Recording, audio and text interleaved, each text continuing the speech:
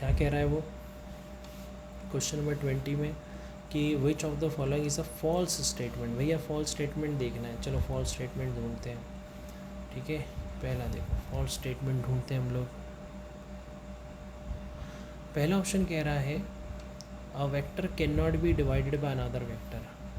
जो एक वेक्टर है ए वेक्टर, इसको हम दूसरे वेक्टर बी वेक्टर से डिवाइड नहीं कर सकते। अच्छा, a vector can not be divided by another vector, can not be divided by another vector, एक वेक्टर को आप दूसरे वेक्टर से डिवाइड नहीं कर सकते। बेटा ये ट्रू स्टेटमेंट है, ये स्टेटमेंट ट्रू है, बिल्कुल ट्रू है। हाँ ऐसा है, क्योंकि क्या होता है ना, अगर आप ये ए वेक्टर है इसको बी वेक्टर से डिवाइड कर रहे हो तो बी वेक्टर के पास तो डायरेक्शन होती है, सपोज नॉर्थ डायरेक्शन है, तो किसी चीज़ को नॉर्थ से डिवाइड करना ये मीनिंगलेस है। ठीक है ना, तो ठीक है, बिल्कुल सही बात है। पहला स्टेटमेंट ट्रू है, हमको बोल रहा है फॉल्स ढूंढो। दूसरा स्टेटमेंट पढ़ो, angular displacement can either be scalar और वेक्टर।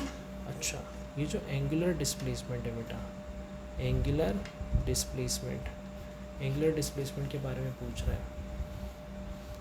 ये स्केलर हो सकता है और ये वेक्टर हो सकता है।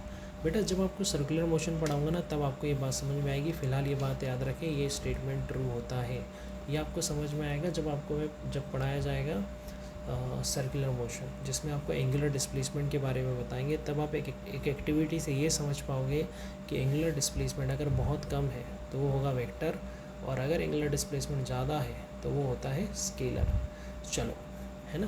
अब थर्ड की बात करते हैं। सिंस, थर्ड क्या कह रहे हैं, since addition of vector is commutative therefore vector subtraction is also commutative.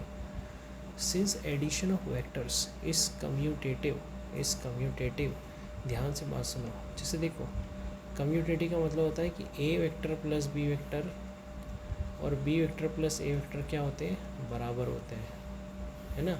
इसको बोलते हैं, ये क्या है, A vector plus B vector, ये है वेक्टर सम। ये क्या है बेटा, ये वेक्टर सम है, कौन, ए वेक्टर प्लस बी वेक्टर। और ये होता है कम्यूटेटिव, कम्यूटेटिव लॉ को फॉलो करता है, कम्यूटेटिव लॉ को फॉलो करता है। इसका मतलब होता है कि ए वेक्टर प्लस बी वेक्टर और B vector plus A vector एक ही बात है, ये दोनों इक्वल होते हैं। इसको हम प्रूव भी कर लेते हैं, देखो कैसे। मान लो कि आपको दिया हुआ है, ये ए वेक्टर दिया हुआ है, कहीं चला गया, ले आते हैं वापस, देखो ध्यान से। मान लो ये दिया हुआ है हमको ए वेक्टर, इसकी वैल्यू है 2i के प्लस 3j के, और ये बी वेक्टर हमको दिया हुआ है 4i के प्लस 8j के। अब अगर मैं तुमसे कहूँ ए वेक्टर प्लस बी वेक्टर निकालो तो तुम बोलोगे अच्छा, तो ए वेक्टर की वैल्यू क्या है, ये रही 2i के प्लस 3j के, ये ए वेक्टर की वैल्यू रख दी, प्लस इसमें बी वेक्टर ऐड करना है। बी वेक्टर की वैल्यू क्या है, 4i के प्लस 8j के। तो निकालो ज़रा ए वेक्टर प्लस बी वेक्टर क्या आया, 2 और 4 6i के और 3j के और 8j के 11j के। तो ये आ गया ए वेक्टर प्लस बी वेक्टर। अब अगर आप बेटा B vector plus A vector निकालते हो तो पहले आप बी वेक्टर की वैल्यू रखो, फिर ए वेक्टर की वैल्यू रखो, तो अगेन यही आएगी, 6i के प्लस 11j के भी आएगी। इसलिए बोलते हैं ये दोनों बराबर है, तो ये कम्यूटेटिव होता है। वेक्टर सम क्या होता है, A vector plus B vector, vector sum commutative होता है, क्योंकि A vector plus B vector यानी कि ये चीज़ और B vector plus A vector बराबर है। लेकिन वो कह रहा है कि जो वेक्टर सब्ट्रैक्शन है, वेक्टर सब्ट्रैक्शन ये भी कम्यूटेटिव होता है। मतलब वो ये कहना चाहता है कि ए वेक्टर माइनस बी वेक्टर और बी वेक्टर माइनस ए वेक्टर ये दोनों भी बराबर होते हैं, है ना। वो कह रहा है कि therefore vector subtraction is also commutative. नहीं बेटा, वेक्टर सब्ट्रैक्शन कम्यूटेटिव नहीं होता, आप निकाल के देख लो। ए वेक्टर बी वेक्टर मैंने दिया है ना, ए वेक्टर से बी वेक्टर को माइनस करो और आंसर देखो, और बी वेक्टर में से ए वेक्टर को माइनस करो और आंसर देखो, दोनों अलग आएंगे, दोनों बराबर नहीं होते।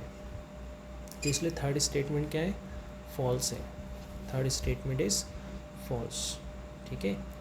और ज़रा ध्यान से देखते हैं, फोर्थ क्या है, the resultant of 2 equal forces of magnitude F. अभी हमको दिख ही नहीं पा रहा है ना, चलो आप लोग देख लेना, पढ़ लेना, नहीं समझ में आए तो पूछना।